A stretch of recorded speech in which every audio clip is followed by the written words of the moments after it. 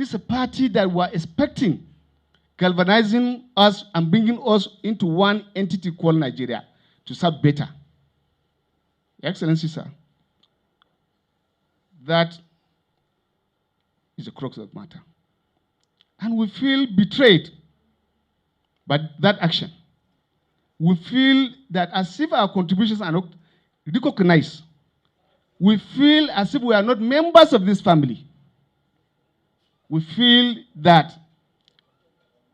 we have given our best, but now the best is no longer needed. And unfortunately, among the criteria that were ushered in for the emergence of the persons, they say number of bills, PhD. We don't know when National Assembly have turned to that. We don't know when criteria of such have been set. And it may interest the chairman and members of working committee. While we are doing the campaign, an attempt was made by the speaker to call us. We respectfully went there. We sat. And when he said he wants us to come up with consensus and bill, we said, yes, fine. We are willing to do that. We took pictures, we sent to the wall. And we agreed. But I don't think after that meeting, there was another meeting. And in that meeting, Your Excellency, I made bold to tell the speaker, we are told you are rooting for this particular person that has been, but he swore to us and swore to God that it was not so. I said, no, it's in the public domain. He said, no, it's not true. I don't know when Nigeria will go, and that is why when I was making my speech, I say, nobody should think that the world is in his pocket, because James Hadley Chase is dead a long time ago. Speaker alone, Your Excellency, cannot produce speaker, produce deputy speaker. Sir, I came into National Assembly in 2007.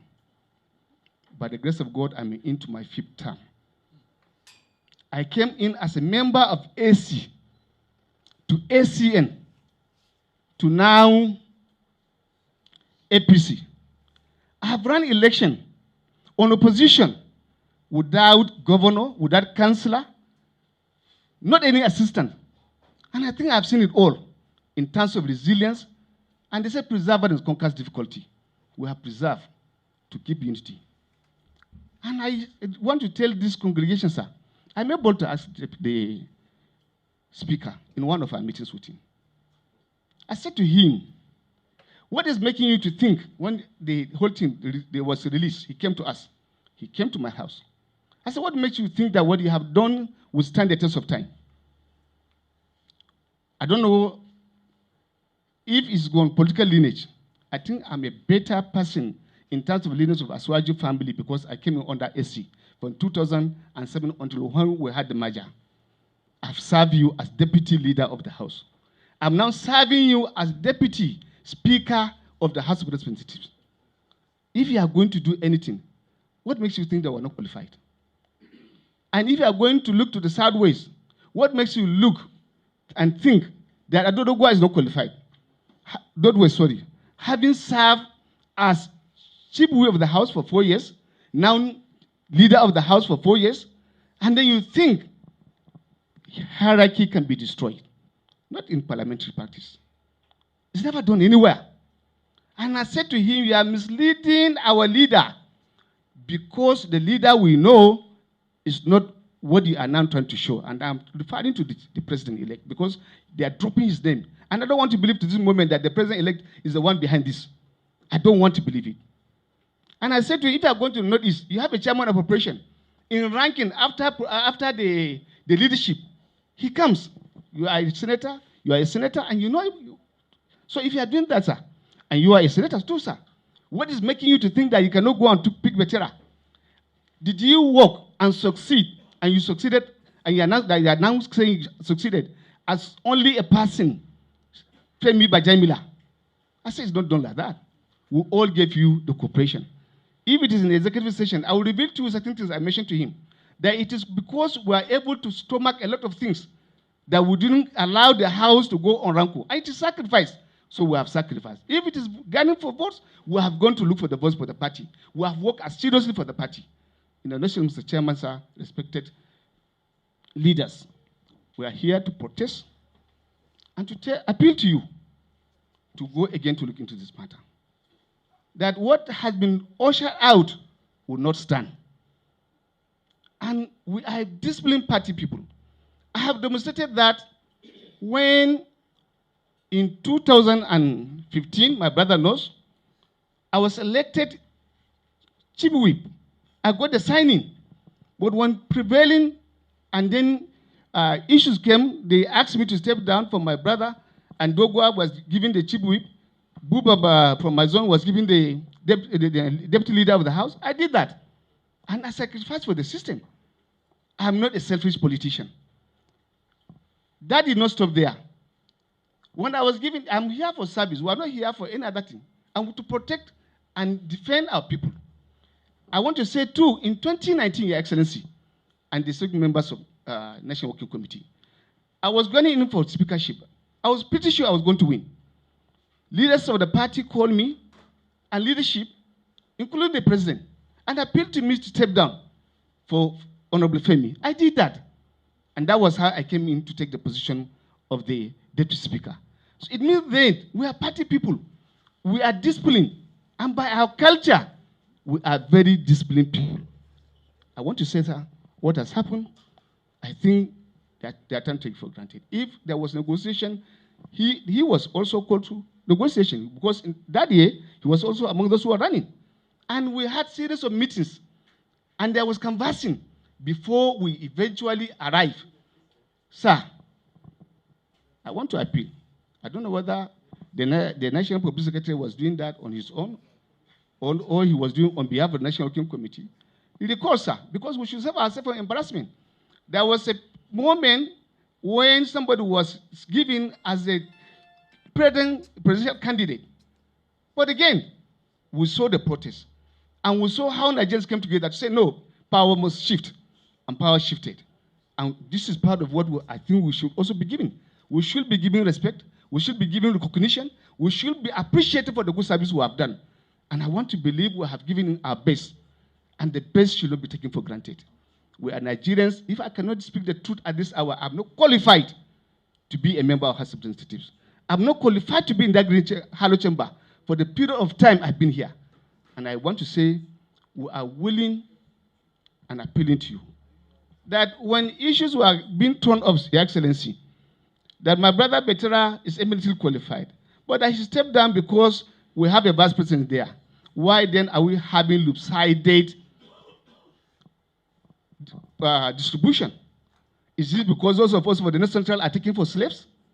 Or we are not recognized in spite of our own activity? 4 years is not too much. Let us not destroy this party before we go into our next election. We should build this party on the spirit and trust of equally distribution of everything resources. It's guaranteed by the Constitution of the Federal Republic of Nigeria.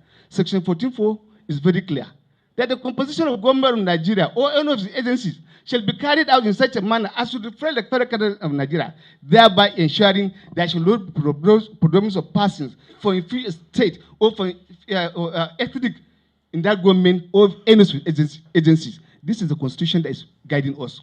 So if the party is now doing that, and then they are throwing the provision of the Constitution, and then Muslims, some of us, I think it's not going to be taken, sir. I'm sorry, I'm speaking as an activist because I was one, and I remain one. And I will continue to be one. Because I believe that every entity in Nigeria must have a say. I believe every entity in Nigeria must be carried. This is the truth why some of us jumped. Even then, my state was PDP to go to AC. Because I thought I could get a better repression and address in terms of what I want. Not the party I built to this stage, not the party I helped to come to this stage should come and destroy us. Your Excellency, sir, I'm sorry. You know you are my father in all ways. You know my relationship with you is now. It's not here. Back home, from Andina's house, to my brother, Justice Yakubidis, you are more than an uncle and a father to me. I cannot, for any reason, speak to you the way I'm speaking to you. But because of the reality of the situation, I have to talk to you in this manner. And I appeal to you, sir. And I appeal to the conscience of this great institution of our party to again revisit what they have done.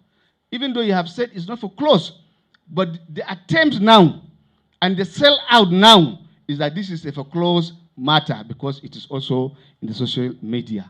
And I think it will not portend well. We do not want a repeat of what has happened in the past. We should not forget about the temporalization of what happened in the House of Representatives. We should not forget about the emergence of how Saraki became the Senate president. The party, as of today, we do not have the majority to be that arrogant. And we should not take people for granted. Thank you very much, sir. These are my comments, sir. And I will. I have been in the National Assembly. We came in with the Deputy Speaker in 2007. We've been in the House together for 16 years today. And in the last House, I was to contest with the current Speaker. I was called by the President-elect through our comrade here. We went in to see him. He told me, Betara, I want you to allow Femi to be the Speaker because Femi is retiring from the National Assembly. And we are to see the President tonight. And I told him, Daddy, there's no need for me to see the President with you. If that is what you want, I'm done. I will see my group and discuss with them. Then from there, we move on to support Femi to become the Speaker. Mr. Chairman, our leaders, I did that. After our election in the 9th Assembly, the President-elect still called me and said, Betara, I want you to hold the House for Femi. And I said, Daddy, I will work with Femi for 4 years. I'm not going to turn.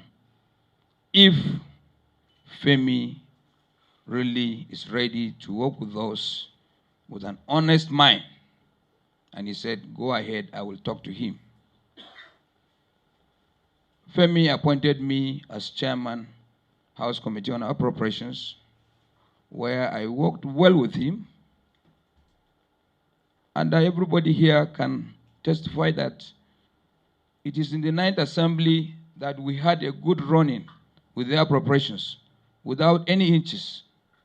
No problem. I've done well for the House and I've done well for the party.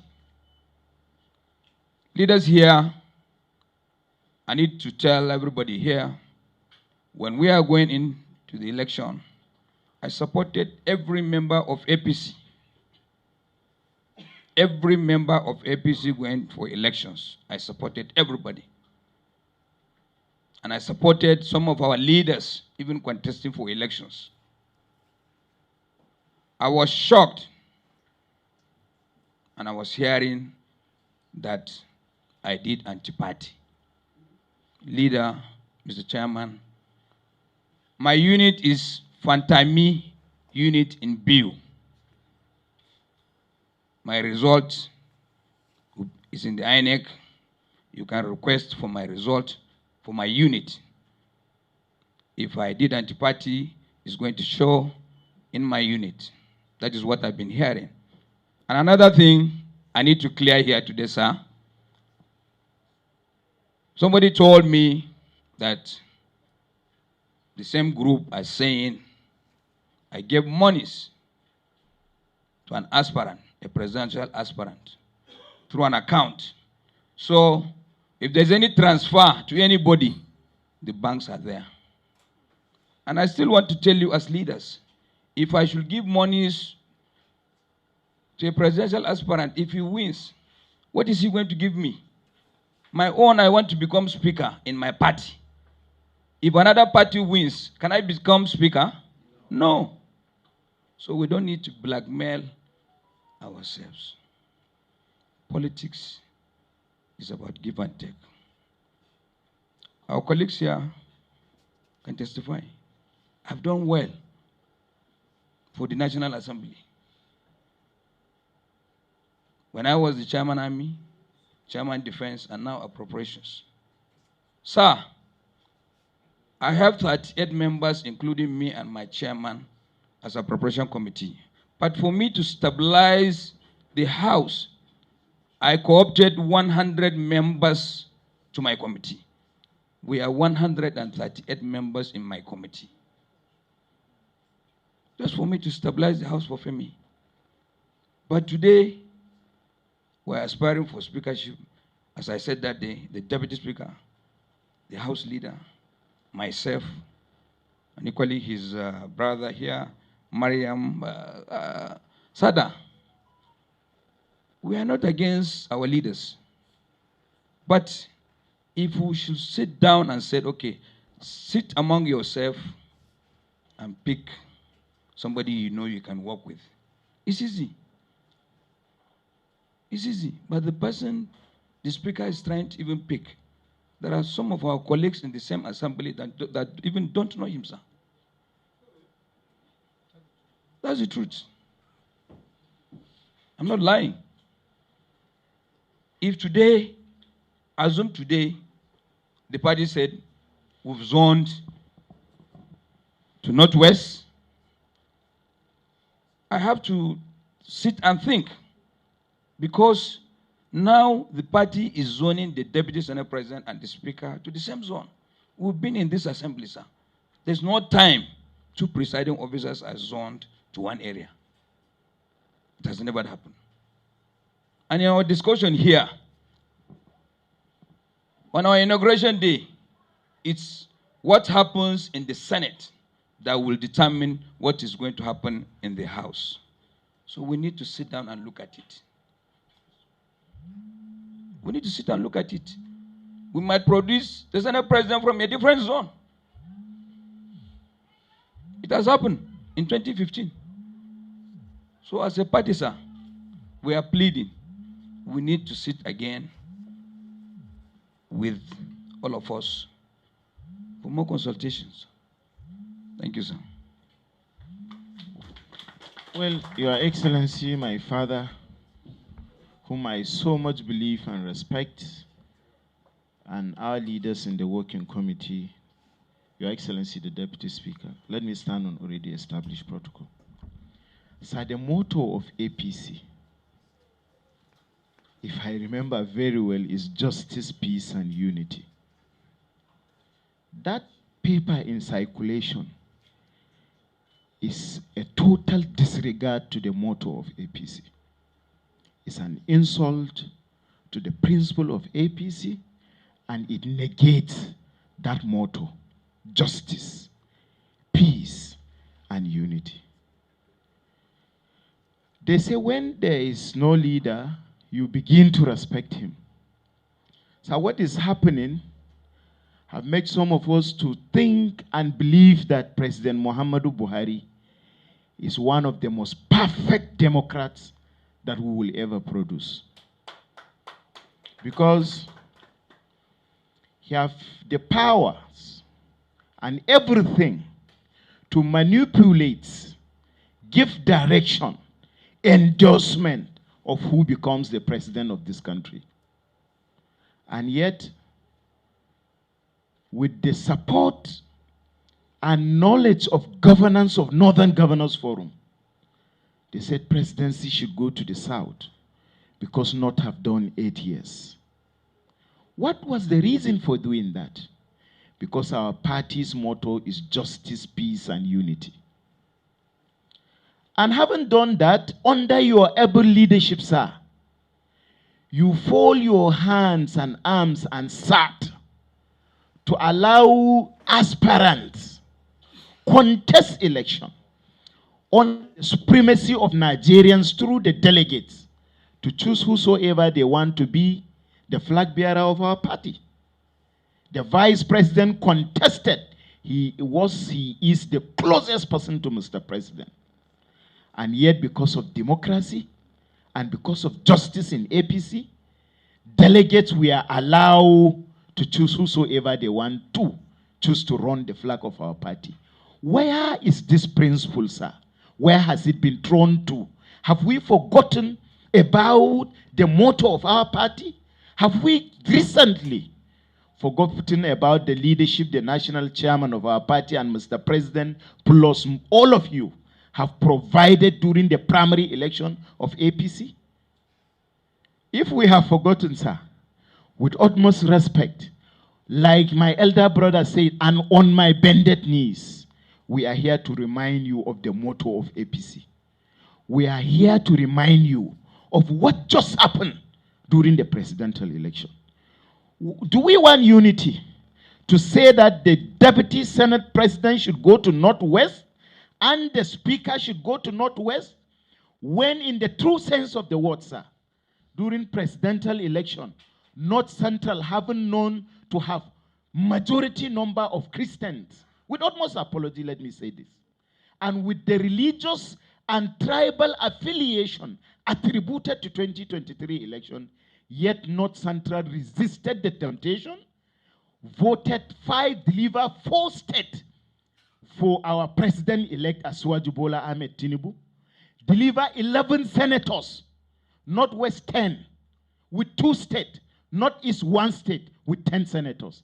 And the states that have performed like this for Mr. President will be relegated to have party chairman and perhaps, as they insinuate, secretary to the government of the federation, positions that president or whosoever can scream at them and they have no locus to speak for the people of North Central. So we need fairness. We need justice. That is why we are here. We need peace and we need unity. Sir, I was a deputy speaker in Plateau. I'm chairman Navy. In my 4 years in the National Assembly, they said the candidate they picked funded 70-something bill. None of those bills were assented to by Mr. President. In his over 10 years in the National Assembly. My 3-4 years in National Assembly, I did 21, and Mr. President signed 6. I know no parliament that within 6 years, within 3 years, have the privilege of sponsoring 6 bills upon which the president assented to. So what qualification are they saying about with the number of 70-something bills? Sir, justice should be done. We are appealing because you are a father. But the true language of our appeal is your status, your respect. You are my grandfather, being a friend to my father, Yakubu Hussein Zumunta, and what have you. But if not, sir, because of the integrity of the members of the State Working Committee, the real language in our letter is that we are rejecting. We are rejecting what is in circulation. It is unacceptable to us. We are independent bodies, sir. National Assembly cannot be turned to be like a Federal Executive Council where you pick whosoever you want to pick for. It can't be run like that. When we will elect our leaders, all of you will not be there. It is we and the conscience and our covenant with the people of Nigeria that will be in the hallowed chamber. So it is better. It is not late. Let the wrongs that is meted. That thing is wrong. So let the wrong that is meted be righted. Unless this is done and justice is done, sir, our party should not hope that our loyalty will be guaranteed at the detriment of justice, peace, and fairness. We will respect justice, unity, and peace, equity in the chamber. But only if your instruction is in line with this principle of our party. So do not hope that we that come here will succumb to any instruction and any directive given to us. Thank you for giving me the opportunity to speak. Let the way and manner president is chosen, leadership of the National Assembly too should be given that opportunity to choose its own leader. Zone it, allow the zone to choose whosoever. Allow the members to choose whosoever they want to choose from the zone for the betterment of democracy. God bless you, sir. Honorable Aminu Sani Jaji, PhD in View. It's like that is one of the criteria of selecting the aspirant in National Assembly today. Sir. My own is in view, sir. So, sir, with this, I really appreciate this interaction and, of course, the way the National Party receive us as a true and bona fide members of APC. Sir, from what I heard, confirm as a reason that my name was not part of the people that were chosen, or the reason why they even microzoned the speakership to Kaduna. They said I did anti-party during the gubernatorial election held in Zamfara State. So, sir, we have 14 local government in Zamfara State. Marado local government is one of the local government where Governor Bello Muhammad Matawalle came from. We have 10 wards in that local government. Unfortunately for us, 6 out of the 10 PDP won. And we have 2 state assembly members from that local government where he came from. We lost 1 state assembly member to PDP. And secondly, in the entire senatorial district where Yari came from, former Governor Ahmed Sadi Rima came from, we have 6 local government, but PDP won 3, APC won 3. In Mapara local government, we have 11 wards. PDP won 5, APC won 6. In the entire Zamfara Central, we lost all the 4 local government. In my own senatorial district, I won my local government and the state assembly member. And of course, in Kauranamo, the local government, where the DG campaign of Governor Matawalle Lake came from, and the serving senator, they lost that local government. But all the happenings in the local government, it is attributed to me. But for me, it's a credit, sir, because we are able to win the presidential election in my state. That means I'm the one that gave that vote to President Asiwaju, being the Director of Contact and Mobilization Northwest.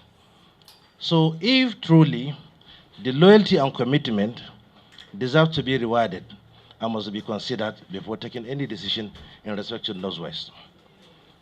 From the Northwest, it's only Zamfara State that gave the highest number. When I say number, that is in terms of margin. But today, as a former party chairman, sir, I mean the local government party chairman, when we go for an election, I used to address the people from various wards that we have in my local government. I said the only ward or unit that can produce the councillor is the ward that gave us the highest number of votes. Based on that, we normally selected who is going to be our councillor. But today, the case, it seems to be different. In a state whereby our difference between APC and PDP is 155,000 votes, then they were awarded or rewarded with the speakership. And for me, it is it's saddening because the integrity of our party is always at stake. Because what happened last year when the party said that this is the consensus candidate, without the consent of other candidates, they went ahead and contested the primaries, which gave us to President-elect victory during the primaries and the general elections. What I'm saying, sir, it is always good to address issues, not treating issues. Because treating issues is all about complicating issues. We need to be one. During our campaign, we address people, we promise people that APC is all about fairness, will be fair to all and sundry.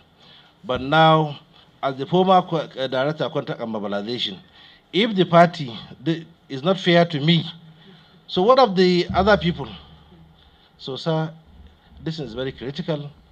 We have 178 APC members and 182 other political parties in the National Assembly. So long as we want the renewed hope of President Asiwaju Bola Tinubu to be achieved, we have to work as one. The only way that we can work in that way is to ensure equity peace, and justice to all and sundry. Thank you very much, sir. Thank you very much, my father and leaders here. I want to thank us for this opportunity granted to myself and this team to address us on critical issues touching on the said letter that is being circulated. I'd like to draw our attention to the statement that distribution of reward also has to be hinged on equity, fairness, and justice. Our party has made us to believe that there will be reward for every hard work. And that's why from Imo State and the Southeast, where I come from, we delivered. Working from the APC and from the Southeast, where I was treated like a leper, working with the party at the behest of an election where a strong candidate of Labour Party is from the Southeast, taking such risks and losing lives of my beloved ones, all in loyalty and defense of my strength and alignment with the party, is a proof of loyalty, and the reward is what I seek for. All the votes gathered for our presidential candidate from the Southeast, over 90% of it, or let's say over 65%, came from Imo State. We garnered 66.7 thousand votes, Ebonyi 42,000, and Abia State 8,000. If we stuck our neck and lost lives in defense of our party, and when it is time for reward, I believe it is the state that has delivered that should be given the right of first refusal, and not the excuse that was being peddled, that is, Abia State does not have a governor, and so whatever leadership position comes to the Southeast should go to Abia. I think it is demoralizing. Every state had an APC Guba candidate, and they were given the opportunities to go and mobilize, vote, and get the party elected. Were they all sleeping when the same LP took over Abia? So are we now saying that hard work and the result that we produced, which should speak favorably for me, is now working against me? Or is it said, because I am a woman? But when a woman kills a lion and the men run away from the war, should I not be given the right to be a part of the lion which I killed? It is unfair that the meal that I have taken time to prepare, I'm not even allowed to be at the table where it was shared. This is very, very emotional for me, especially the fact that I was part of midwifing this NWC. I did not sleep for 3 nights, and everybody here can attest to it. When a woman is with a project, she commits her time and life. At the time where there were divergent interests, I stuck with us and ensured that we had a seamless voting and election process, which produced as president-elect today. I would have thought that my role, even in the emergence of this hard-working NWC, and our president-elect would have offered me an opportunity to at least be consulted, but it did not work. But I'm still a party woman, and I would rather Jojo than war. The second note is the party presented us with a manifesto which is brilliant, well encapsulated, and clearly articulating the need for women inclusion and gender mainstreaming. We mobilized, myself and other women, to get interest and get interested in politics and politicking, because over 49.5% of the Nigerian population is women. And if you disregard this chunk population, then we are headed for anarchy. In a bid to attract more women to the electioneering process, the party, in its magnanimity, offered a 50% reduction in the nomination forms for interested persons during the primary election. That was also extended to persons with disability. We are considered as a vulnerable group. So I want to thank the party for that gesture, but it's now considered as a Greek gift, because you gave with one hand and you're about to take it with the other hand. We labored tirelessly. 44.4 million Nigerian voters are women.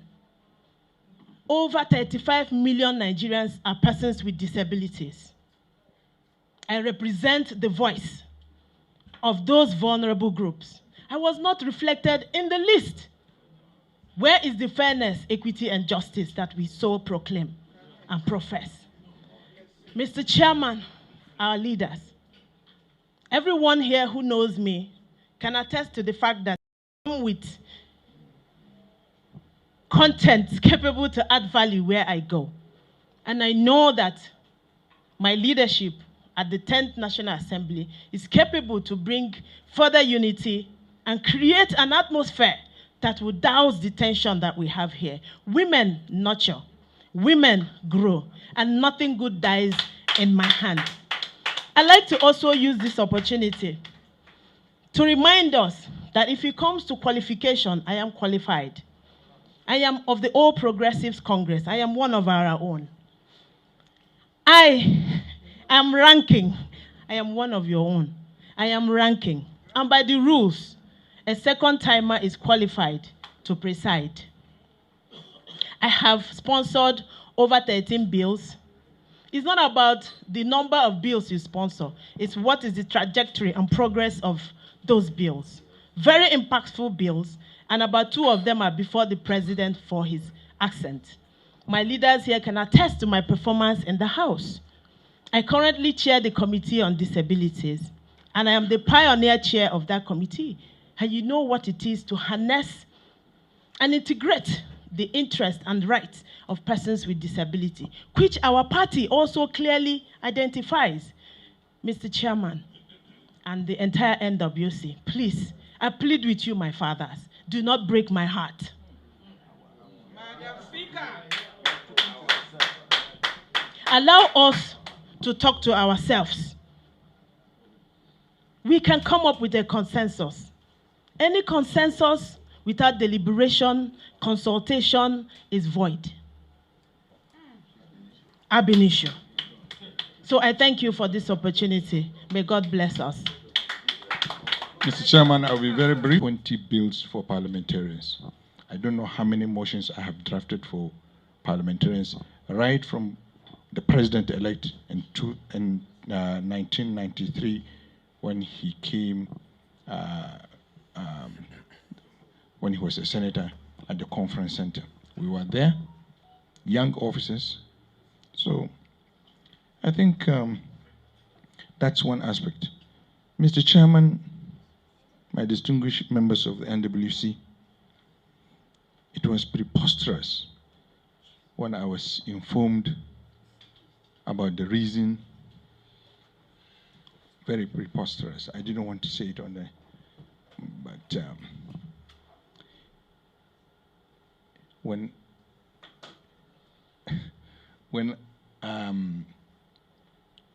my disqualification or issues why I should not be considered as Speaker in the 10th Assembly is because Buhari is from Katsina State.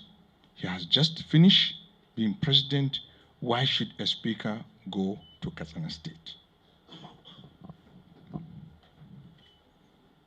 Because Mr. President will not ask, what parting gift are you giving me?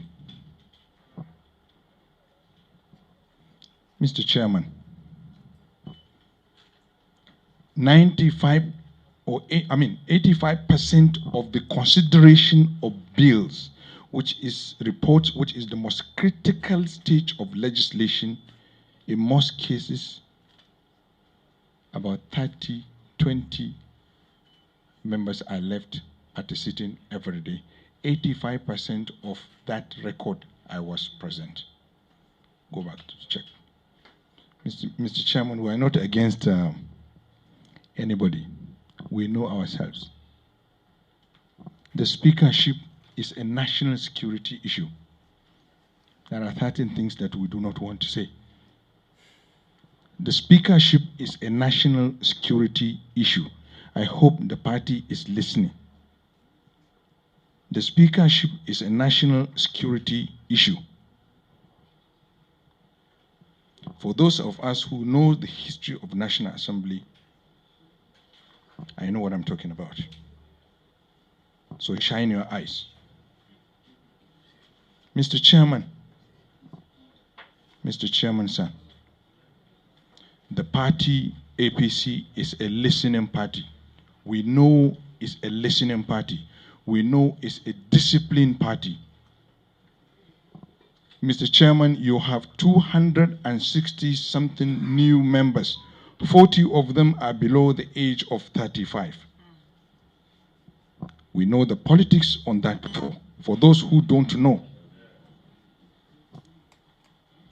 Mr. Chairman, 262 new fresh members with APC having not meeting the threshold of 81 plus 1 to win election. If all 81 plus 1 will vote, which I doubt much if they will vote if we go through this. I'm telling you this, Mr. Chairman, because I'm a party man. We should tell you the truth. We know what is going on now. There is no momentum. From what the party announced, there is no momentum. And we have less than 35 days to go for the election. There is no momentum. I hope the party is listening. The momentum to be created are our friends, our colleagues. They talk to us. The party is facing a serious challenge within the walls of National Assembly, both in the Senate and both in the House. You must be told the truth. You have challenges in both the two chambers. Sir, you must not ignore this. It is something that can be addressed. It's not too late. It's urgent. Otherwise, the party can be embarrassed. Sir, I'm happy the driver of Bola Ahmed Tinubu's government will be the National Assembly. Why did I say so? He was a senator. The First Lady was a senator. The Vice President is a senator. The National Chairman of the party is a senator. The Secretary of the party is a senator. The National Vice Chairman North is a senator. So the party, the government will leverage on the advantage it has on National Assembly to push its agenda because they are all members of the party, members of the National Assembly. If we fail to leverage that advantage, Mr. Chairman, the party will not take that advantage in those two chambers. So it is incumbent on those that are taking decision on the emergence of the leadership of this party to be circumspect, to think out of the box, and to remove. We must not reward loyalty. Once you reward loyalty in politics, you wait for the doomsday.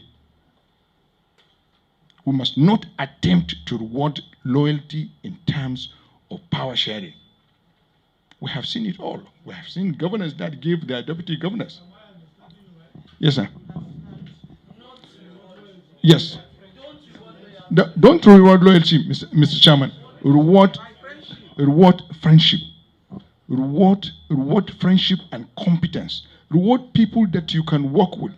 We have seen, Mr. Chairman, is historical. It is a history. those that are political scientists, those social. Yes, Mr. Chairman. The political scientists among us, we know the tragedy of rewarding loyalty.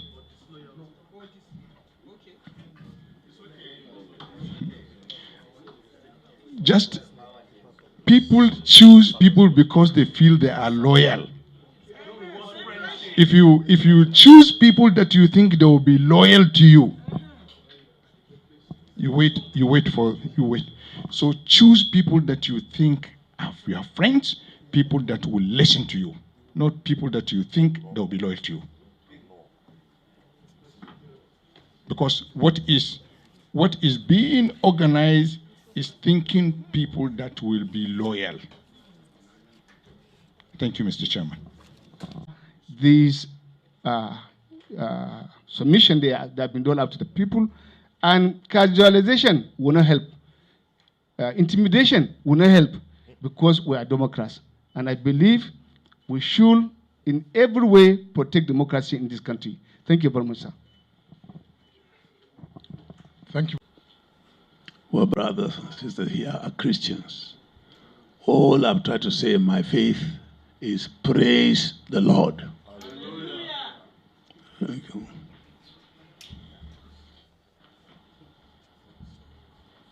Right Honorable Deputy Speaker,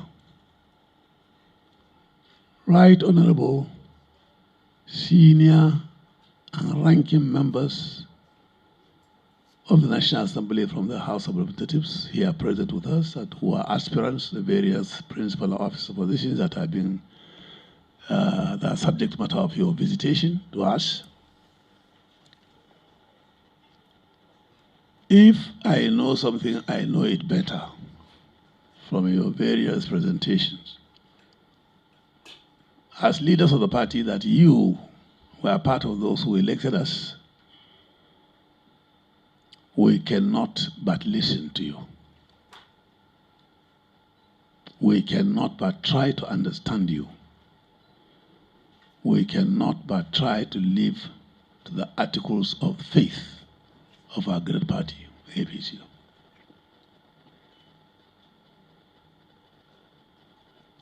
We have listened to you. We do not intend to open discussion now, right now with you, as the nitty-gritties of your submissions. What your yes, we agree, we're going to change. Or don't agree, will not change.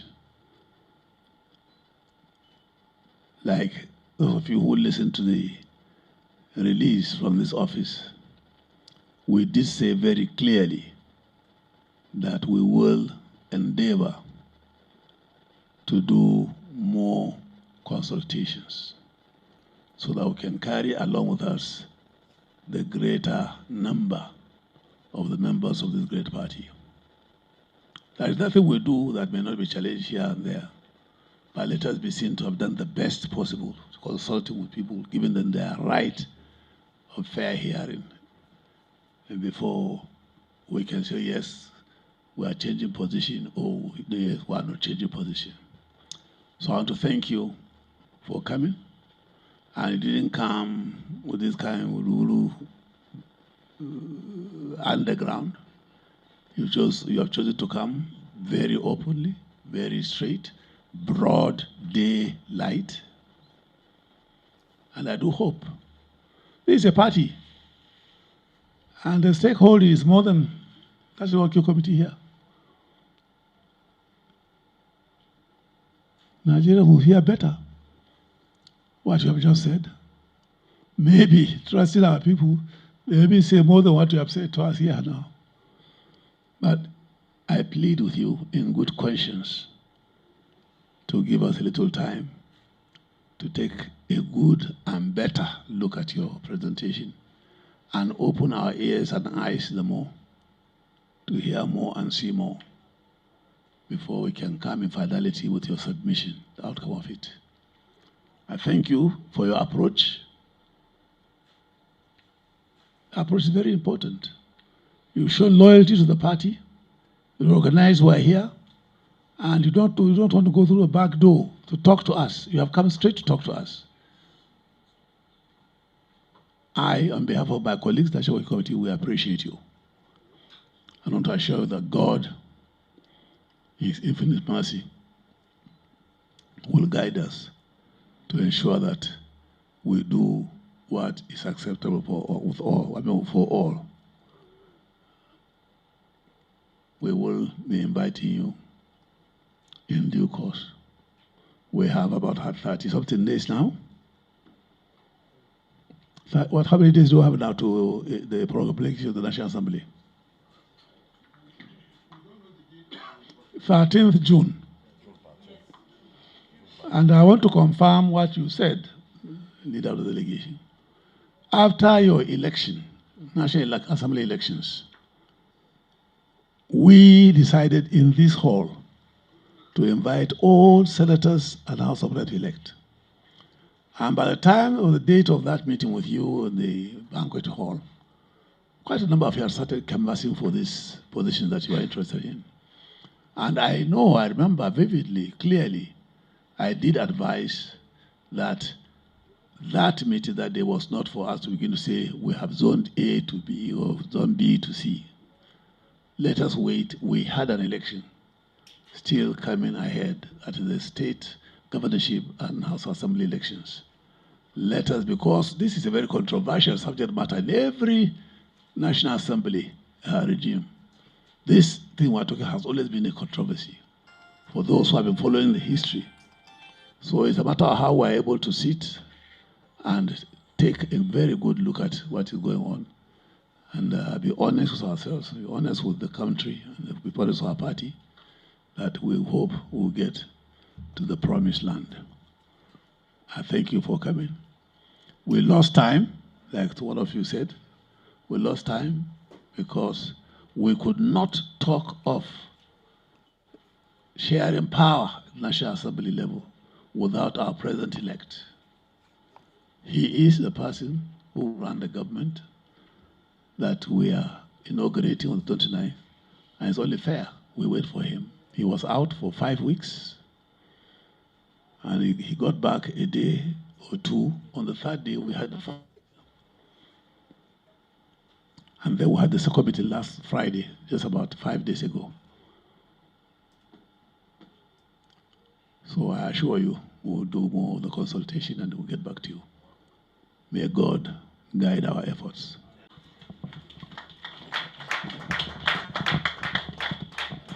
In closing, we started off with an opening prayer. We will now do a closing prayer.